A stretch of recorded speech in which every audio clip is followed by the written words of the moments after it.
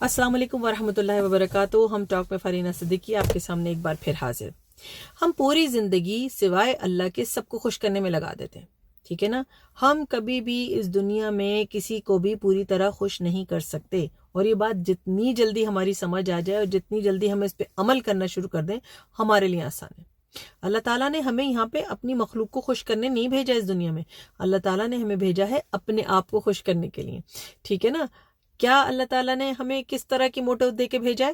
ٹھیک ہے، کیا درد دل کے واسطے پیدا کیا انسان کو، ورنہ طاعت کے لیے تو کچھ کم نہ تھے کرو بیان۔ تو درد دل کا کیا مطلب ہے؟ درد دل کا مطلب یہ ہے کہ ہم اللہ تعالیٰ سے من و ان دل کے ساتھ پوری اپنی صلاحیتوں کے ساتھ اللہ تعالیٰ کو سبمٹ کریں، اس کے اوبیڈین بن جائیں، ٹھیک ہے۔ صرف اسی کو خوش کرنے کی کوشش کریں۔ علامہ اقبال نے فرمایا نا کہ وہ ایک سجدہ جسے تو گناہ سمجھتا ہے 1000 سجدوں سے دیتا ہے آدمی کو نجات۔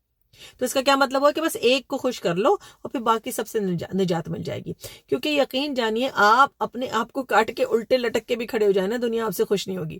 وہ اس لیے خوش نہیں ہوگی کہ دنیا خود اپنے آپ سے خوش نہیں ہے۔ تو کیا ہوتا ہے کہ جب ہم دنیا کو خوش کرنے کے چکر میں لگتے ہیں نا، تو نہ خود خوش رہتے ہیں تو دوسروں کو خوش کر سکتے ہیں۔ اگر رشتہ داروں کو خوش کرنے جاؤ تو دوست ناراض، دوستوں کو خوش کرنے جاؤ رشتہ دار ناراض، اگر ایک آنٹی کو خوش کر دیا تو دوسری آنٹی ناراض، ایک آنٹی کو خوش نہیں کیا تو پہلی آنٹی کو اور کوئی پرابلم ہو جاتی ہے، ٹھیک ہے نا۔ جس کو سلام کر لیا اس کو پرابلم ہے، جس کو سلام نہیں کیا اس کو بھی پرابلم ہے، جس کو جنازے میں بلایا اس کو شادی میں آنے کا مسئلہ ہے، جس کو شادی میں بلایا اس کو جنازے میں آنے کا مسئلہ ہے۔ تو مطلب یہ دنیا ہے کیا؟ اگر آپ ایک بچے کو خوش کر دیتے ہیں تو دوسرا بچہ کہتا ہے آپ نے تو اس کی سائیڈ لے لی، ارے بھائی کیا کریں، ٹھیک ہے۔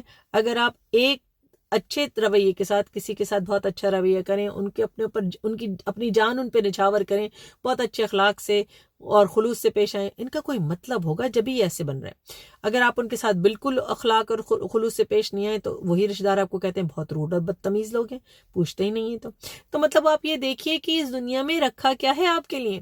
صرف اور صرف اللہ کے ہو جائیے، صرف اور صرف اللہ کی خوشنودی حاصل کرنے کی کوشش کیجئے، دنیا جائے بھاڑ میں۔ سچی بات یہ ہے، وہ اس لیے کہ یہ رمضان جو ہے نا ہمیں ڈسپلن سکھاتا ہے۔ کیا سکھاتا ہے؟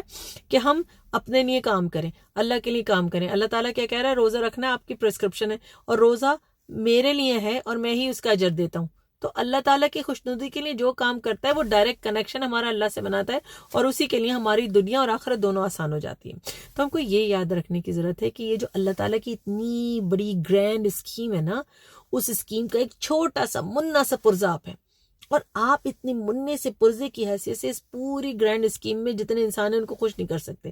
تو کوشش بھی نہ کریں، صرف اللہ تعالیٰ کے حقوق پورے کریں اور رشتہ داروں سے نیکی کا برتاؤ کریں، اور بس۔